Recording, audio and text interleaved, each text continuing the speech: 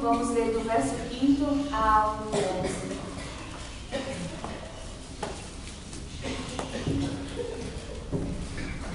Diz assim a palavra do Senhor: Tende vós o mesmo sentimento que houve também em Cristo Jesus, pois ele, subsistindo em forma de Deus, não julgou como usurpação o ser igual a Deus. Antes, a si mesmo se esvaziou, assumindo a forma de servo, tornando-se a semelhança de homens e reconhecido em figura humana. A si mesmo se humilhou, tornando-se obediente até morte e morte de cruz.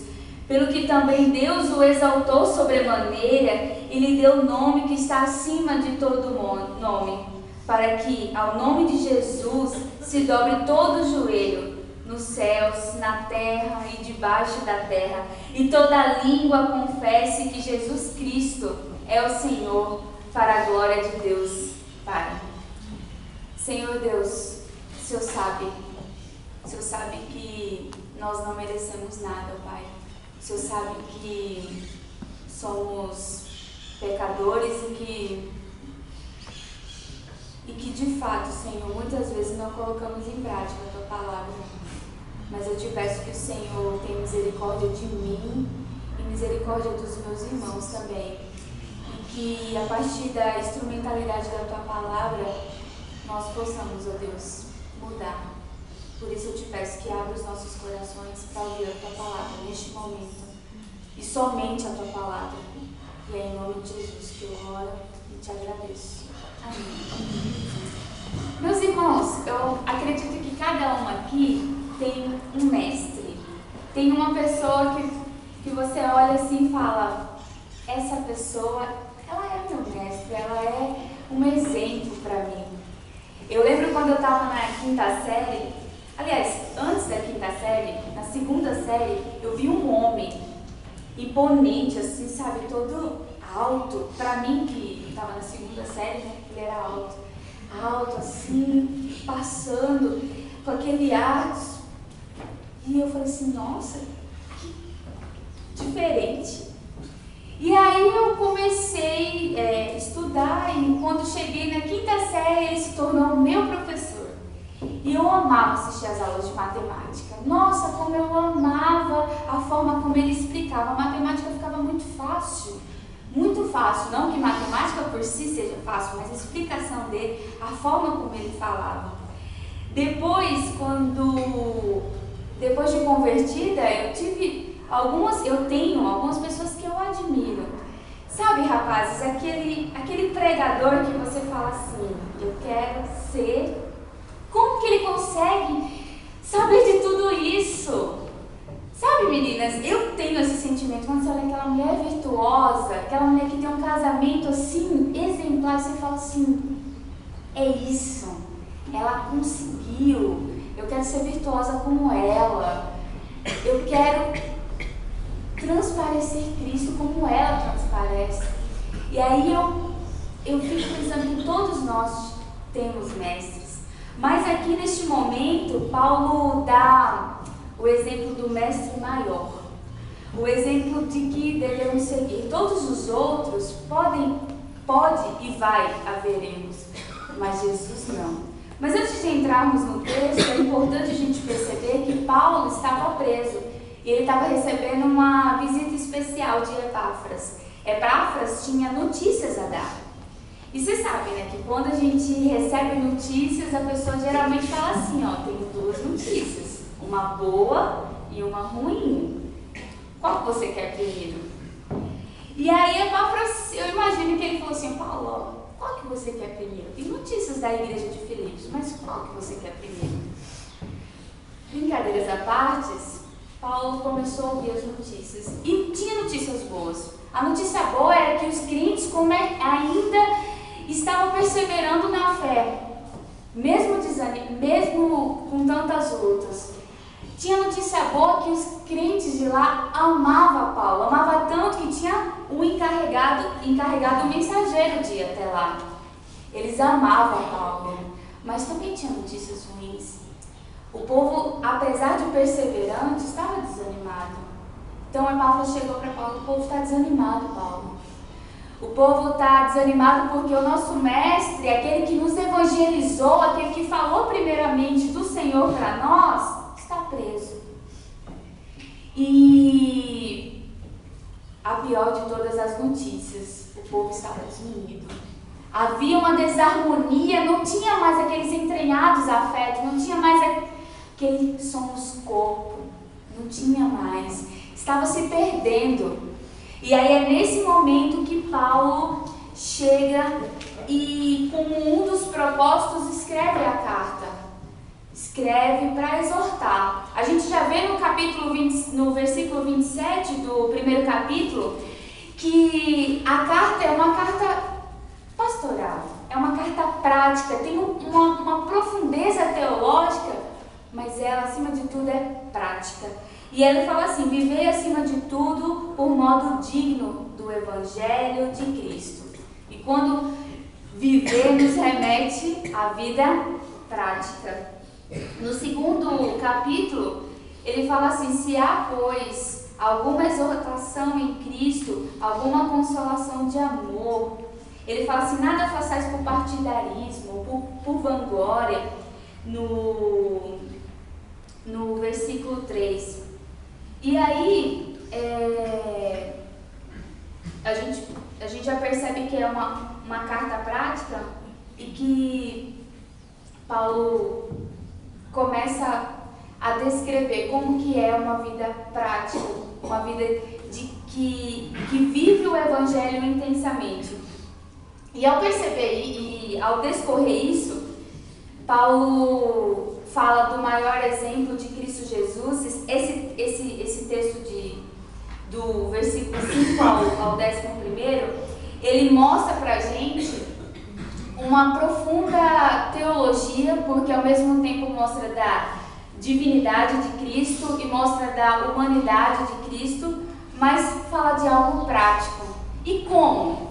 Como que nós poderíamos colocar isso em prática? Como que eu posso dizer sim, eu sou humilde? Como que eu posso dizer sim, eu sou humilde? E é nesse tema que a gente vai meditar hoje. Sim, eu sou humilde. E no primeiro versículo e no primeiro ponto a gente vê que para sermos humildes devemos olhar para Cristo. Se queremos dizer sim, eu sou humilde, nós devemos olhar para Cristo. E ele fala assim: tem de vós o mesmo sentimento que houve também em Cristo Jesus.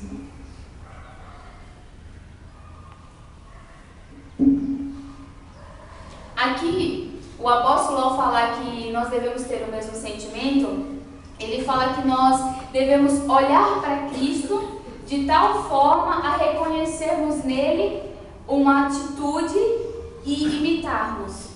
E nesse mundo em que vivemos, sentimento é algo volátil. É algo que hoje eu sinto, amanhã eu não sinto mais. Hoje eu sinto vontade de orar, amanhã eu não sinto mais. Hoje eu sinto um eterno amor por você, minha irmã, amanhã eu não sinto mais. Mas aqui no original, o sentimento que houve também em Cristo Jesus dá a conotação de atitude. Então, uma melhor versão seria: tenha uma atitude.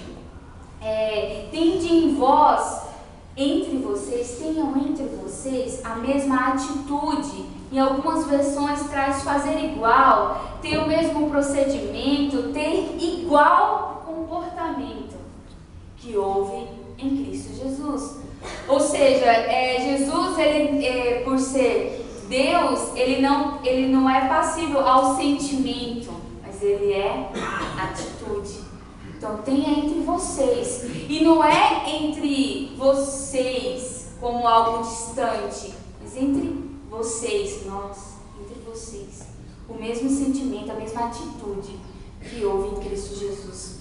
É engraçado que quando a gente olha para uma pessoa, aqui tem vários profissionais de saúde, e a gente olha para um desses profissionais: poxa, eu queria ser saudável que nem eles, né? Eles são tão saudáveis. E aí é como se Paulo estivesse assim, falando: você quer ser saudável como um desses profissionais? Então, olha as atitudes dele. Aí você olha para a atitude e você vê que a pessoa acorda meia hora antes, vai caminhar na segunda-feira, ou tem alimentos saudáveis sempre no seu quarto. É isso, tem a mesma atitude. Olha para um desses profissionais e tem a mesma atitude. Então olhe para Cristo. Se você quer dizer sim, eu sou humilde, olhe para Cristo. E como olhar para Cristo? Como eu vou perceber a vida de Cristo de uma forma prática, a ponto que eu olhe e veja as suas atitudes, o seu procedimento, como que eu iria fazer isso? Nada melhor, meus irmãos, do que olharmos para as Escrituras. Nada melhor, como que eu vou fazer? Lendo a Bíblia, lendo os Evangelhos, vendo as atitudes de Cristo, vendo aquilo que Ele fez na sua obra. Ontem o reverendo na sala de aula falou assim: leia o texto 50 vezes. Na hora, a gente achou uma hipérbole, mas de fato, nós devemos ler, reler e reler. Então, para a tarefinha de casa, vamos ler o capítulo 2 de Filipenses hoje, pelo menos umas 2 vezes. Quando fala, completai a minha alegria, viver de modo digno, tende em vós o mesmo sentimento, a mesma atitude, lê pelo menos umas 2 vezes hoje à tarde, para poder ficar sedimentado nosso coração, na nossa mente. Eu lembro que essa semana passada, todos sabem, eu viajei. E eu estava me locomovendo de um lado para o outro em São Paulo, e tudo muito difícil, né? Principalmente para quem nunca se locomoveu sozinha, e tive que me virar. E muitas vezes eu estava dentro do ônibus, sabe quando você está do seu lado, assim, uma pessoa distinta, uma senhorinha distinta, um rapaz distinto, e você fala assim, eu vou pedir uma informação. É nesse ponto, enfim, é nessa parada. Só que aí quando você vira para o lado, a pessoa está com um fone de ouvido. A pessoa está com fone de ouvido. Aí você vai virar para o lado e fala assim, então, né? Deixa quieto, vou continuar aqui na minha, quem sabe eu me perco, mas a gente se acha. Então, será que eu devo olhar para essa pessoa e falar assim, eu tenho que ter essa mesma atitude? Não, tem que ter a mesma atitude que houve em Cristo Jesus. Vamos olhar nosso segundo ponto, que é o versículo 6 e 7, quando fala assim, ele subsistindo em forma de Deus, não usurpou ser igual a Deus. Antes, a si mesmo se esvaziou, assumindo forma de servo, tornando-se semelhança de homens e reconhecido por figura humana. Uma segunda atitude que Cristo Jesus teve é se esvaziar. A gente fala no versículo, ele se esvaziou. Ele se esvaziou. E aqui é importante a gente entender, como é um texto profundamente teológico e ao mesmo tempo prático, a gente tem que entender a parte subsistindo. O que significa? Subsistindo em forma de Deus. Ou seja, tinha as mesmas qualidades de Deus, tinha as mesmas características próprias da divindade. Ele é Deus. E mesmo sendo Deus perfeito, com todos os seus atributos, ele resolveu se esvaziar. Mas antes disso, ele não usurpou ser igual a Deus. Muitas pessoas falam que esse esvaziar seria se destituir de todos os atributos. E isso é uma irracionalidade, porque é impossível o próprio Deus se destituir de todos os seus atributos. Muito pelo contrário, isso iria contra aquilo que a gente acredita na teologia, e todos sabem disso, dos atributos incomunicáveis. Deus não pode deixar de ser Deus, mas ele pode esvaziar, ele pode não usurpar como continua, não usurpar ser igual a Deus, ou seja, não requerer a adoração que lhe é devida. Nenhum de nós aqui imagina Jesus tendo aquela locomoção real, sabe? Nenhum de nós imagina. E ele poderia requerer isso, ter uma locomoção real. Ele poderia requerer adoração, mas antes ele se esvaziou. Ele se esvaziou. E o que seria se esvaziar, se não é se esvaziar dos atributos divinos? O que seria se esvaziar? Nada mais é do que não requerer para si todos os atributos que de fato ele tem. E como eu estava em São Paulo, todo mundo tem o direito de ter um fone de ouvido e escutar a música que você quer escutar. Todo mundo tem esse direito. Mas uma forma de se esvaziar é abrindo mão do seu direito, tal como Cristo Jesus fez, para poder ajudar as pessoas. Então, meus irmãos, eu estava no metrô, eu estava no ônibus, mas muitas e muitas vezes nós usamos fone de ouvido no refeitório, com os nossos irmãos do nosso lado. Então, abra mão do seu direito. Você tem esse direito de escutar a sua música, você tem, é seu direito. Você pode usar ele, mas se esvazie do seu direito e escute o seu irmão. Tenha conversa com ele. Enfim, e o texto continua dizendo que ele se tornou semelhança de homens. Não é simplesmente se esvaziar, mas parecer com homens. Ele sendo homem, totalmente necessário que fosse homem, ele foi reconhecido em figura humana. Ele, ao andar com o povo judeu, ele tipicamente judeu, ele tinha todas as características físicas de humano, andava como judeu, tinha semelhança de homem. E isso traz para nós a impressão de que se Jesus estivesse fisicamente aqui e agora, ele seria como um de nós, ele é como um de nós, reconhecido em figura humana. Ao ponto, a gente vê tanto isso em Jesus, que quando foi prender, o Judas teve que mostrar aos guardas quem era com um beijo. Ou seja, teria que diferenciá-lo ele das outras pessoas que estavam em volta, porque ele era reconhecido, ele foi reconhecido em figura humana. E hoje, nós, 2015, somos reconhecidos como figura humana?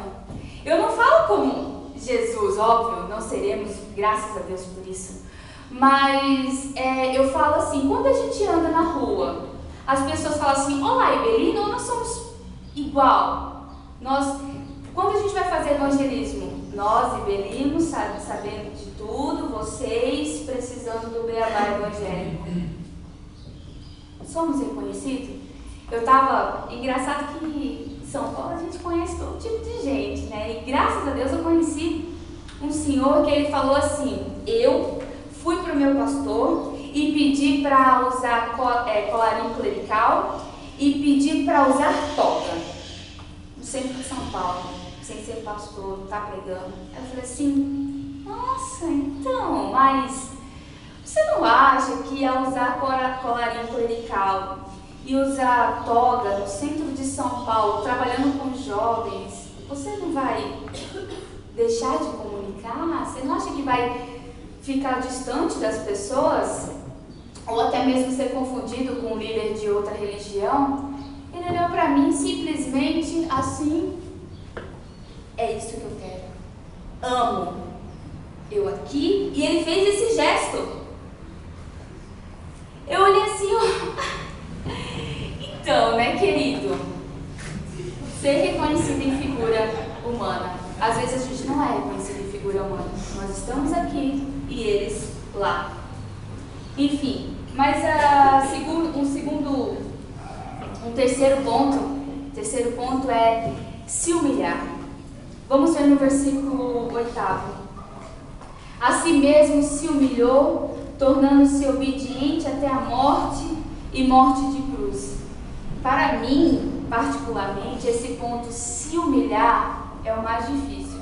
É lógico que a partir do momento que eu olho para Cristo nas suas escrituras, que automaticamente é uma reação óbvia e mais que natural eu me humilhar. Mas aqui quem bateria no peito, a começar em mim, dizer assim, eu gosto de ser humilhado. Eu gosto de ser humilhado. Não. Nós gostamos de falar frases, humilhados serão exaltados. Mas gostar de ser humilhado ninguém gosta. E o engraçado é que muitas vezes, meus irmãos, a gente olha para essa frase, que de fato é bíblica, e descontextualiza a nosso bel prazer. Os humilhados serão exaltados. Eu fui humilhado hoje, mas os humilhados serão exaltados.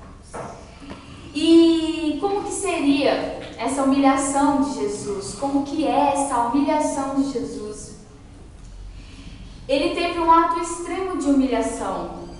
Não pelo fato de se encarnar, de se tornar figura humana, mas no fato de não requerer para si toda a glória. A gente pode perceber que foi humilhação para Cristo quando ele deixou de ter presença ininterrupta do Pai, quando ele deixou todo o louvor angelical. Imagina eternamente os anjos santo, santo, santo, e ele larga, esvazia-se para se humilhar, ser obediente, morte de cruz. Ele tinha comunhão perfeita com a Trindade, mesmo assim ele resolveu se humilhar.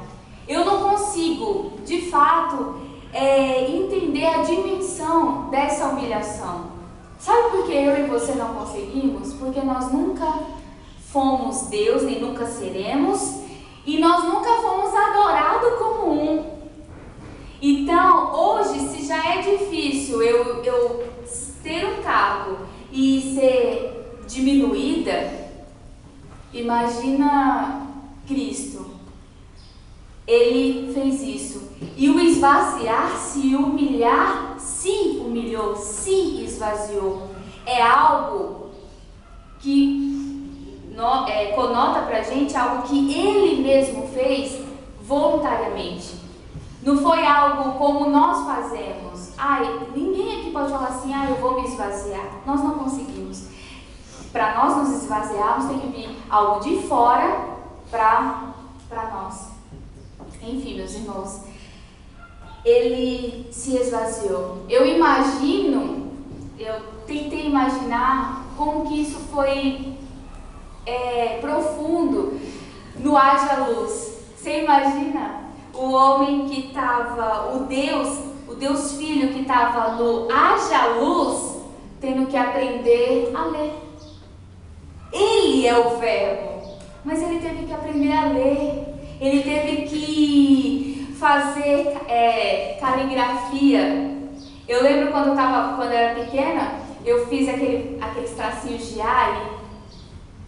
O Deus fazendo isso! O Deus Todo-Poderoso fazendo caligrafia.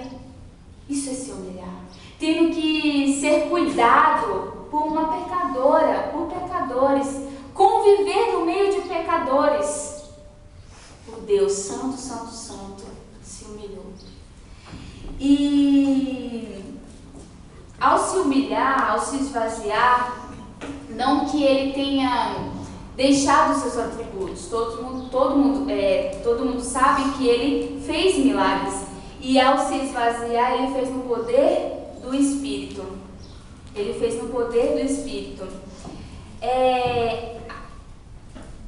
Vale lembrar, eu vou refrisar de novo, já falei, mas eu vou refrisar de novo, que não é a encarnação um ato de humilhação. Nós vemos isso em teologia. Mas o fato de se destituir dos seus atributos, de não requerer para si glória. E aí você pode perguntar, mas e se alguém o adorasse? Não estaria pecando porque ele é Deus. A gente vê que ele aceita a adoração por ser Deus, mas ele não pede adoração. A mulher que enxuga os seus pés e molha com suas lágrimas, enxuga com seus cabelos, ela o adora. Mas Deus não, Jesus, em nenhum momento você fala assim, vem cá, me adore. Não. Ela fez isso. E ela poderia fazer, porque Ele é Deus. Essa humilhação é realmente muito profunda e demais, maravilhosamente demais para mim. Como diz lá em Coríntios, lá, é loucura para os sábios, mas para aqueles que acreditam, de fato, é poder de Deus. É poder de Deus. Você fala assim, Ele se humilhou e por isso eu me humilho. Você imagina assim, aquele homem que fez todos os códigos da informática, tudo, ele que inventou, ele sabe absolutamente de tudo, tendo que aprender a ligar um computador. Você já imaginou o Dr. House, para quem assiste, eu acredito que todo mundo assiste, tendo que aprender a cuidar de uma dor de cabeça? Dr. House tendo que aprender a cuidar de uma dor de cabeça. Uma simples dor de cabeça. Enfim, ele se humilhou, ele se destituiu. Eu me lembro que quando eu estava na aula de violão, e eu aprendi umas 4 notas, e até hoje estou nessas 4 notas, eu aprendi um semestre inteiro umas 4 notas, e eu sabia demais, sabe? Lógico, sabia demais. E aí quando foi no segundo semestre, entrou pessoas que nem as 4 notas sabiam. Sabe o que eu fiz? Não. Eu vou ter que... Vou me atrasar. Eu já sei essas 4 notas, a pessoa ainda tá... não. Dá uma canseira demais. Sabe o que eu fiz? Saí. E a minha atitude, hoje, eu só percebi quando eu vi, depois de um ano, né? Quando você está se formando, você está dizendo tchau, você percebe que, na verdade, quando eu saí, eu estava dizendo assim, eu não vou me humilhar, não vou me rebaixar. Eu já sei essas 4 notas. Eu não preciso disso. Meus irmãos, uma forma de nos humilharmos é nós nos rebaixarmos, é quem sabe menos que nós. A gente ouvir aquela pessoa quando faz uma pergunta, de fato, sincera, na aula, e nós não sabemos o porquê que ela não sabe. Ela simplesmente não sabe. Então, uma forma de nos humilharmos é compreender. Sabe aquela matéria que você sabe, que você já sabe tudo, já aprendeu, decorou e está no seu coração? Então, pare um pouco a sua vida e vai ensinar a outra. Se humilhe. Comece os rudimentos da fé com outra pessoa. É isso, é o se humilhar, é o... Ele não sabe. Enfim, mas quem poderia dizer hoje, no final da mensagem, sim, eu sou humilde? Aí todo mundo vai chegar e falar assim, Nastácia, você não é humilde nem quando você prepara o seu sermão, né? Porque como que eu vou dizer assim, sim, eu sou humilde? Eu, de fato, como você, também acredito que eu nunca poderei dizer sim, eu sou humilde. Mas eu posso dizer, eu olho para Cristo a cada dia. Eu posso dizer, eu vejo Cristo nas Escrituras. Eu posso dizer, eu, de fato, tenho cada vez mais pedido a Deus para que me esvazie, abrindo mão dos meus direitos. Eu me humilho, eu me rebaixo. Eu posso dizer isso? Sim, eu sou humilde? Acredito que nunca. E você também pode estar falando, você conviveu, principalmente os meninos do 3º ano, conviveu comigo 3 anos. Fala assim como eu já fiz com alguns que pregaram aqui. Querida, você pregando isso, justamente você, qualquer um poderia pregar isso, menos você. E essa é a parte mais difícil.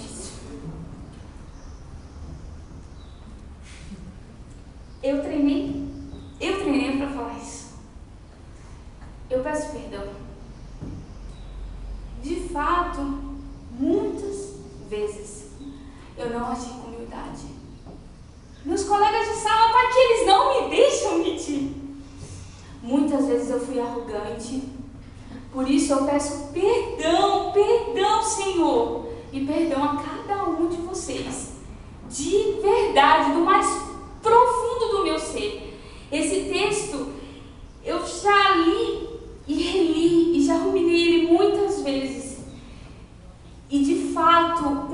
coração contrito, eu digo, perdão, eu não quero mais fazer isso. Quando eu fiz, eu queria, mas hoje eu não quero fazer mais isso. Eu não quero. Eu quero ter a mesma atitude que houve em Cristo Jesus. Ser humilde, me esvaziar. Eu quero. Eu não sei se eu vou conseguir. Eu não sei se eu consigo aplicar isso. Reverendo, eu não consigo aplicar. Eu não consigo, sabe por quê? Porque eu acredito que vem nos pontos mais simples da vida. Eu acho que é no partilhar, é no se esvaziar. Eu estou tentando aplicar. Mas uma das coisas que eu vejo, a humildade não é algo muito acima. É coisa simples, é eu entender que, por exemplo, meu irmão boliviano está sendo escravizado com trabalho escravo. Mas eu olho assim, eu quero aquela marca de roupa. Eu quero uma marca X, eu quero uma marca Y, mas o meu irmão está sendo escravizado, então eu abro mão de usar essa roupa, porque eu sou contra escravidão, trabalho escravo. Eu acredito que um casal pode começar se esvaziando, separando na hora da refeição, abrindo para novas amizades. Eu acredito que eu posso me esvaziar, me humilhar ao ensinar para outra pessoa a ler. Ensina ela a ler.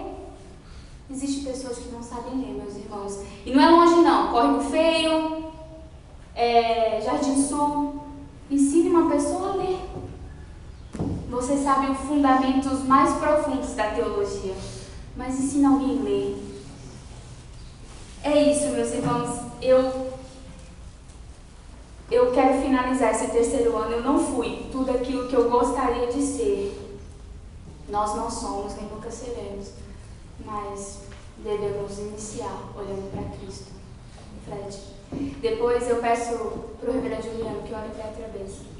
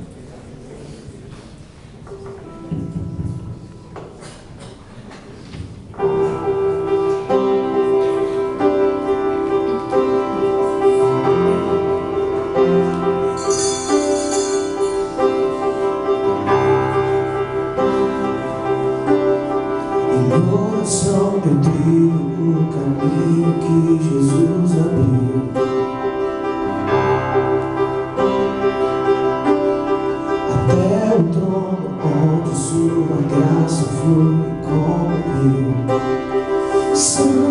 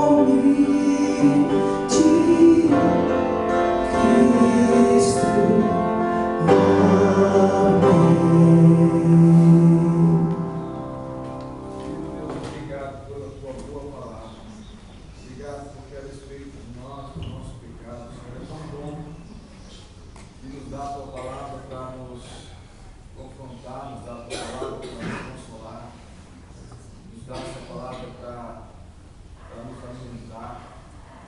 Ó Deus, nos ensine a viver tudo aquilo que a palavra do Senhor requer de nós.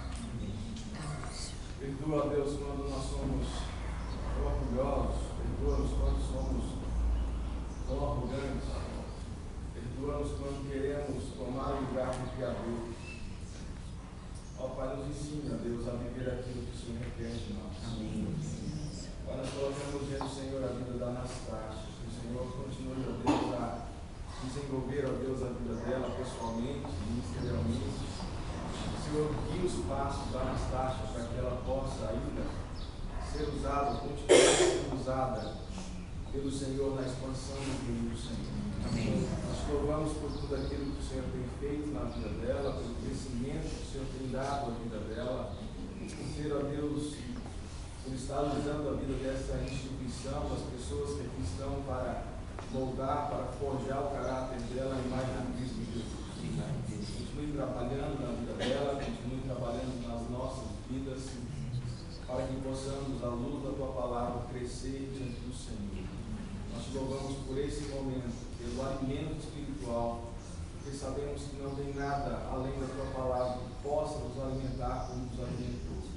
Nós assim oramos, nos colocamos na presença do Senhor e assim fazemos no nome de Jesus. E agora, amados irmãos, de paz, que a graça, o amor e que a comunhão de Deus Pai, Filho e Espírito Santo estejam com todos vós, hoje e por todo sempre. Amém. Amém.